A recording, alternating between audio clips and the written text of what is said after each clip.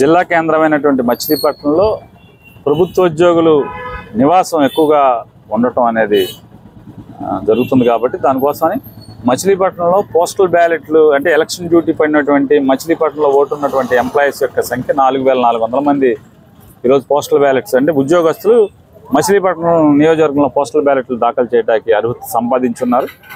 ఆ ఓటింగ్ స్థలాన్ని నిన్న టీచర్ల ఓటింగ్ అయింది, పిఓ అంటే పోలింగ్ ఆఫీసర్స్ అయింది.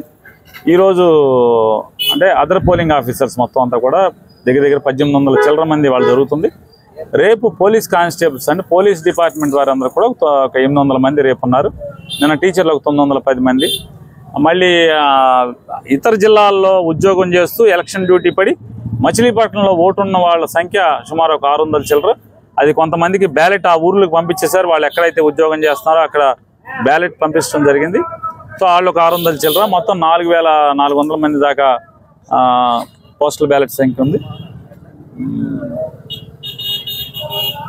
సరళి చూస్తే మాత్రం ఉద్యోగస్తులు వాళ్ళు మాట్లాడుకుంటున్నది, దారిలో వెళ్తా మాట్లాడుకున్నది చూస్తే మాత్రం మంచో చెడో జగన్మోహన్ రెడ్డి అని ఆయన కాల్చుకు తినలేదు. మనని గతంలో నరకం చూసాం, అవమానాలు భరించాం, వేధింపులు భరించాం, తోలు తీస్తాం, తాట తీస్తాం, పేక్ పాస్తాం, తన్నులు తింటారు, బట్టలు తీసి కొట్టండి ఉద్యోగస్తుల్ని అనేటువంటి మానసిక వేధింపులు అయితే జగన్మోహన్ రెడ్డి దగ్గరికి లేవు.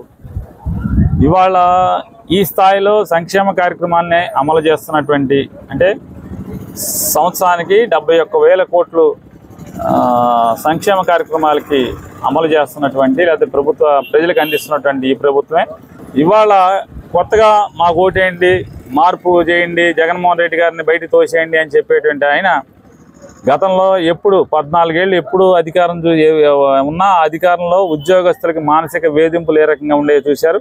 ఆయన ఇచ్చేటువంటి హామీలు సంవత్సరానికి 1,50,000 కోట్లు జీతం ఇచ్చే పరిస్థితి ఉంటుందా లేదా ఎన్ని ఆలోచించుకున్నారు, వాళ్ళు మాట్లాడుకుంటున్నారు. అంటే ఇది ఉద్యోగస్తుల యొక్క ఆలోచన సరళి. వాళ్ళు మాట్లాడుకునే లైన్లో నుంచి మాట్లాడుకునే కానీ దారిలో వెళ్తా మాట్లాడుకునే సరళి మనకు కనపడుతుంది. ఖచ్చితంగా నెల జీతం ఇస్తున్నాడు. రేపు ఇస్తే ఈ హామీలను చూస్తే అసలు వస్తుందా రాదా, జీతం ఇస్తాడా ఇవ్వడా, అది రాష్ట్రం ఏమవుతుంది. జగన్కే సింగపూర్ అయిపోయే శ్రీలంక అయిపోయే పరిస్థితి అయితే ఇక మామూలుగా ఈ సంవత్సరానికి 6-7 లక్షల కోట్ల రూపాయలు. మా నమ్మకం నువ్వే జగన్, మా నమ్మకం నువ్వే జగన్, మా నమ్మకం నువ్వే జగన్.